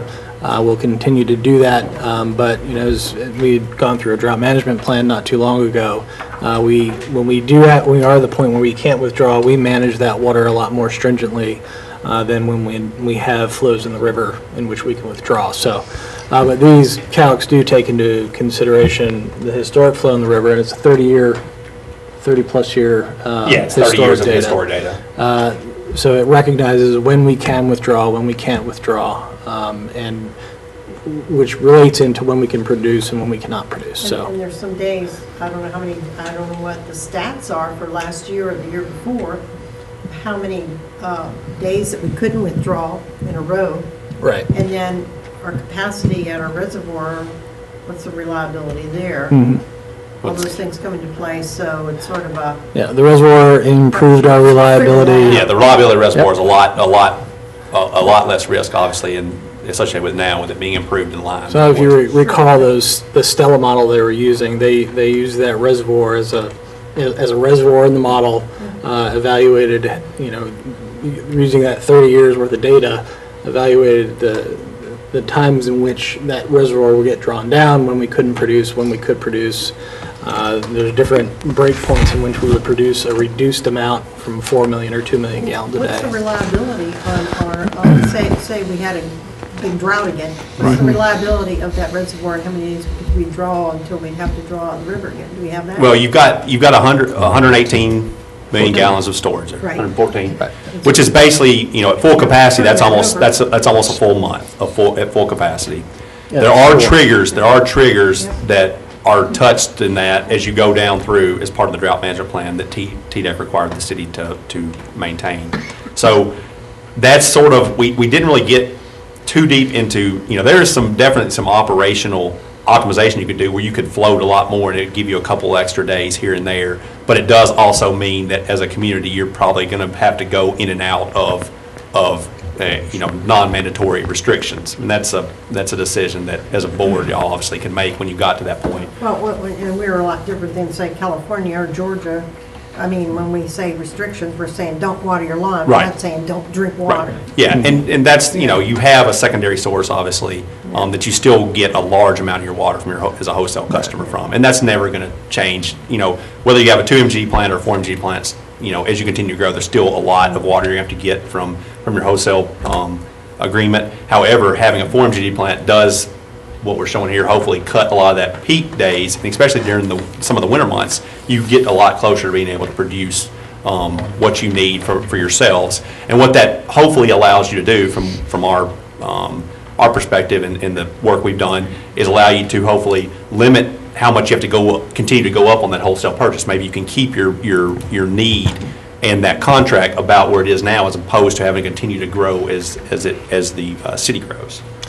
But in general, Just to Sure. add to what Alderman Berger said, whenever we're talking about restrictions, now that we have the improved distribution from Harpeth Valley, are we in the situation where we would need to impose restrictions? well, the only thing that would impose restrictions in that standpoint is the state still made us set certain limits associated with that reservoir. Even though there is a secondary source, from the state's perspective, they're still going to say that you have certain limitations within your reservoir when it gets Well, down I to that understand point. about the reservoir, Right. but I'm talking about water restrictions to the customers. Right, it should should really not- have no should effect not to the be. customers. It's just That's more right. triggers that are associated with what the Right. state has in regards to water. And so we do need to say, we are much better off than Yes, we were there's no 4 doubt or about 5 that. years ago, and we should not have water restrictions imposed on our customers. This is just for our And that's Let's try to evident. get back on focus. Right. And that's evident back on the fact.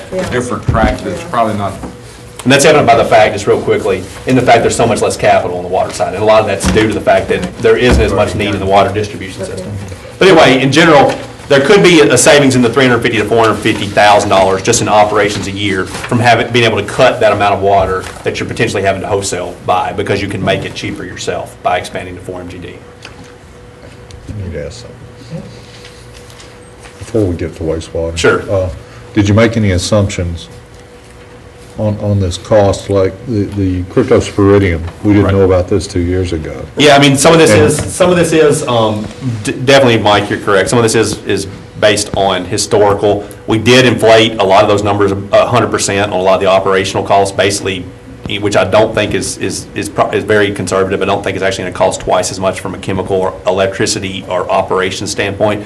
But we wanted to be conservative. I wanted to be conservative to see really what that number came out with. So, I mean, I still feel like that it's potential that it could even be cheaper than $1.33. But it also doesn't assume any, in this plan, there is a south plan eventually, which does help offset potentially some of the flow. It doesn't assume any of that. So this is just straight, if we looked at it in a picture today. Okay. But it also doesn't include, if you have the south plant, what additional treatment you would have to have. Let's wait to hear Yeah, about this. okay. Go ahead. All right, so moving on to wastewater, as we discussed, once again, same graph, a lot of potential growth in the wastewater side that we need to meet long-term. A lot more projects that we discussed, a total of about $206 million in capital. As Jim mentioned, we're going to show you two different plans that sort of organize these projects in slightly different ways. The key things, I think, to remember in option A includes expanding the existing plant to 16 pretty readily, pretty soon, to meet that capacity. and then also upgrading your biosolids facility to meet that same 16 MGD capacity, and then adding the additional capacity at the new south facility, further into the future, approximately 2024, and then upgrading again in 2032. As you see, approximately 128 million of this is associated with growth-related projects. About 78 million were associated with existing infrastructure projects. Primarily, a large piece of that is associated with the biosolids, because of the facilities you have now are from a long-term sustainability standpoint are not in real good, not a real good long-term plan. So I'll turn this back over to Jim now and let him discuss the wastewater impacts.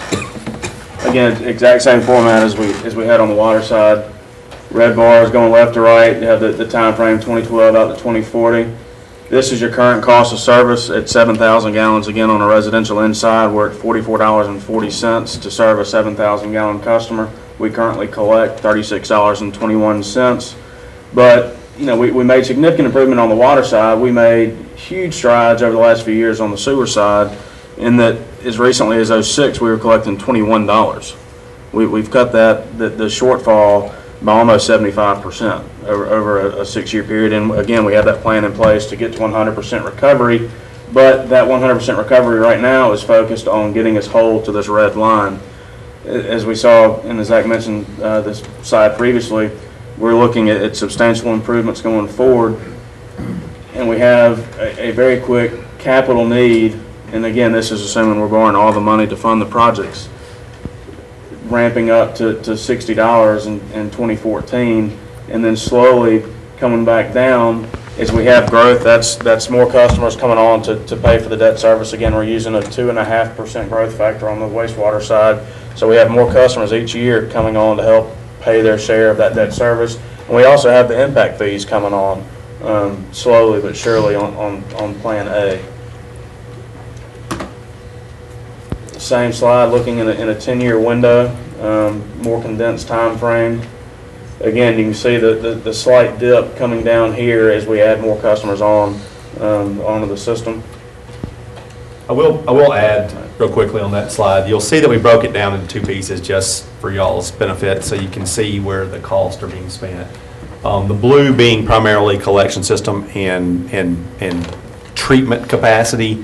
The green, which you see in this case, is a large piece being biosolids capacity. And once again, a large part of that is the fact that really you're putting in a brand new 16 MGD facility.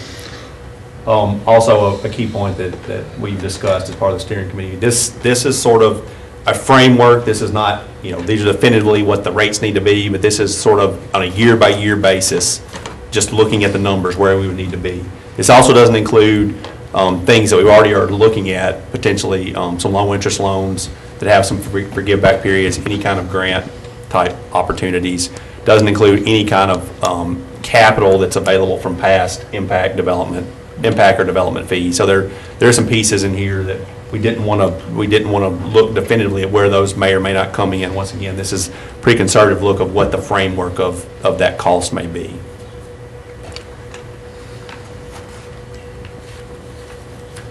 Wastewater option B, the big differences here, and Zach, step in and correct me if I'm wrong, but we're front loading that the new south plant is coming on in phase one, in the first phase here, would be in the next few years. And with that, we're not going with the dryer on the biosolids, and that's being delayed out until phase 2, I believe, of the project. So there's going to be a shift. You'll see here, if you remember on option A, we were up right off the bat. We were at a projected $60 per month per customer per month, but on option B, most of the project money is related to the new plant. So that's a growth-related project. So your current customers shouldn't bear the burden of increased capacity. They're not going to benefit from that new capacity. So the idea there is to get them to pay your new customers moving into the system, to get them to pay their share of that impact fee, to get them whole relative to your current customers, in addition to paying for that additional capacity, or their percentage of that additional capacity. So that we've delayed, sorry, hit the wrong button. And it's not that you don't have new capacity associated with what's being, if you were to expand the existing plant, that cost is just, there's less cost there associated with development because you're also doing some improvements to get that to 12 as opposed to where the new plant in the south part of town is a much more expensive upfront cost just because you're putting a new facility in the ground, but then the long-term add-ons to that are much less in the future. Now, did I hear you say you want to do that first? We're just laying out two different options. It basically allows you to either get your additional capacity either at the existing site or additional capacity at the south site. Because by putting a new plant at the south site, what that does is it then frees up that capacity that is currently being pumped from what would go to that south site to the north site. So it frees that capacity up.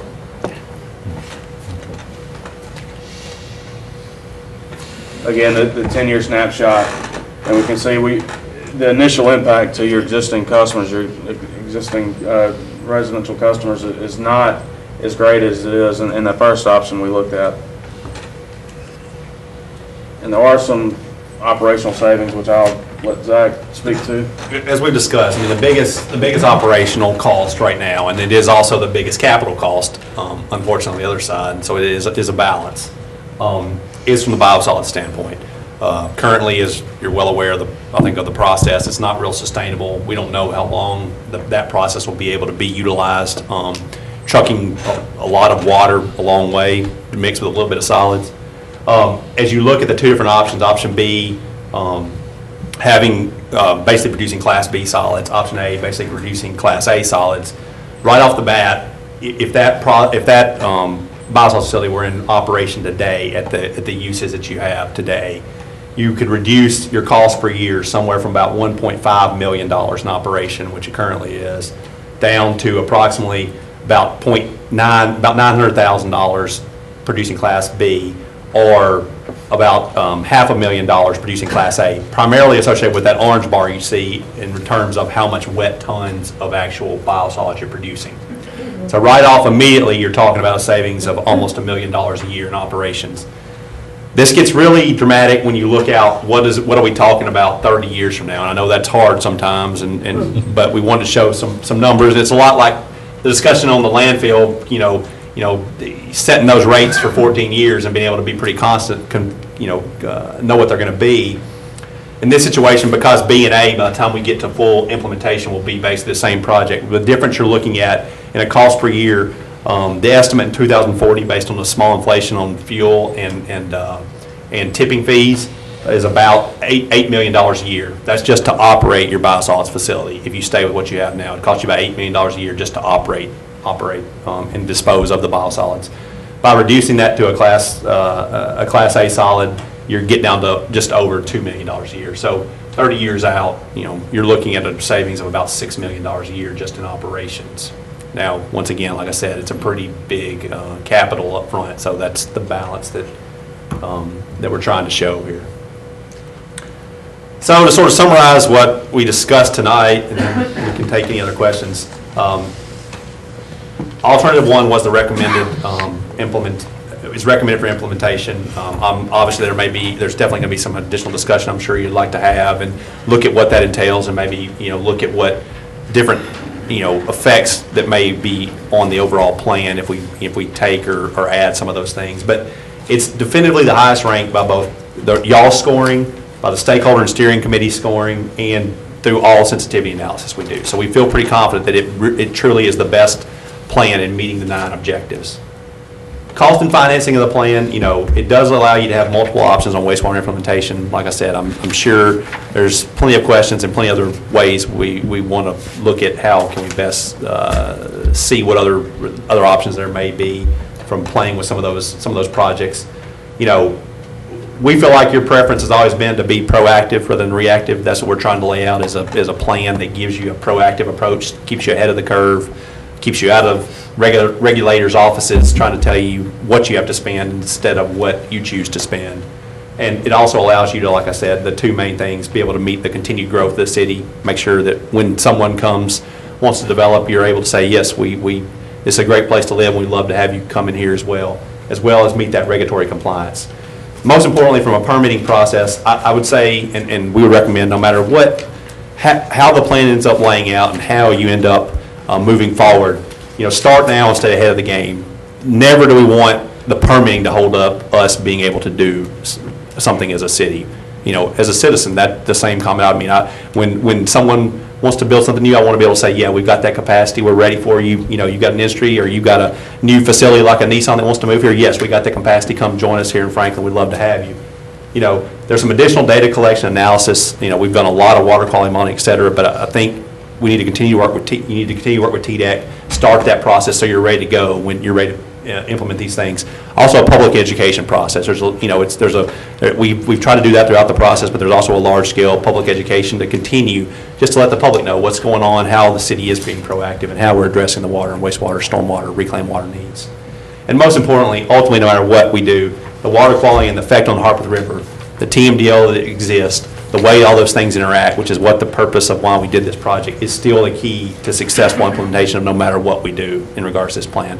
How those things interact and making sure that we continually try to make the Harpeth River better. And I think we've proven through this process that this plan can do that we can meet the TMDL, we can do some improvements, we can make the Harpeth better, we can make the city services better. And that's the ultimate, at the end of the day. So with that, that's all the things I wanted to feed out. I think we're almost out of time, but if there's any additional feedback, discussion, I'm sure there's plenty, and probably a lot of digestion. Can we have some, have this back again and ask them the questions? Our intent wasn't to get this decided. Yes, we're not. So we wanted to give it to you and give you some. I want a copy of it. I want a paper copy because I do not want to print this out myself. Give me a break. Thank you. But also, it's helpful to write on, because as we were saying. When we meet again, Yes, I ma'am. don't want you giving me any answers right now. I just want to throw this out to you. There's some concerns I've got and some questions I have. If y'all didn't have any concerns or questions, I would be concerned. I've got probably 3 pages here. I have a bunch of questions too, but I don't want to get into it. But I'm just going to run by a few of them that I want you to be thinking about, and then I can email you some rest of them. That'd be great, yeah. But I want to know if we've ever done a redundancy analysis. And, because I don't ever recall seeing one, and I don't ever recall discussing that. But, and if not, I don't know why we haven't done that. But anyway, then we talked about the limit is 10 CFS cubic feet per second. Right. Or less, that we can't draw water out of the Harpeth. I had a point with that, I can't remember. And we've got all that, I can give you all sorts of data on how that affects when and how much you can withdraw. We've got all that. Yeah, and we've gone through a lot of that, and then back in 2006 and 2007, I remember, I specifically remember TDEC, when we talked about that Goose Creek plant, we specifically talked about a zero discharge plant. I remember that. And that's not what I see in here. But anyway, let's talk about that at some point. Sure. And the other thing I wrote down here is I'm looking at alternative 1. I'm looking at this Goose Creek plant, and do we go to a 4 MGD plant? Well, let's put it this way: the Harpeth River is not going to get any larger. It's not going to grow. It's not going to increase in size or produce more water. But here's what I'm thinking. If we put the plant down there, I don't want to just put a plant down there just to justify it because we bought that piece of property. But that flows back up to our plant. Yes, So if we put discharge in there, if we don't do the zero discharge, and I'm not sure we can get a permit for discharge. That's the other question. But if we put the discharge back in there, it flows back up to the plant. We're not the Cumberland. So if you put all that stuff in there, then basically I'm looking at this saying, how aren't we pulling out water, reuse water to retreat back for drinking water? What about pharmaceuticals? What about hormones? What about all the stuff that they find in the water? They don't have a chance to really dissipate in the little tiny Harpeth as they do in the Cumberland. So there's questions there I want addressed, and I want to see. Yeah, if you read on the water slide we gave you, that's what a lot of the UV and AOP, the advanced oxidation process. Right. If we had discussion before, it's a lot cheaper to do some of that treatment at the water plant because of the lower amount of flow than it is at the wastewater plant because of the flow that you would be treating. So we can definitely talk about that a lot What we need more. to talk about, the difference on the Cumberland is what portion of that stuff that goes from a from a Percentage wastewater of plant in effluent. Cumberland down to its water treatment, and what would be in the Harpeth, the portion of it from the sewage treatment plant would be going into our water. Well, it's like. Especially It's all in about low the flow. bottom line is the quality of the water that you're treating. I want to tell you, Yeah. that's not the only bottom line.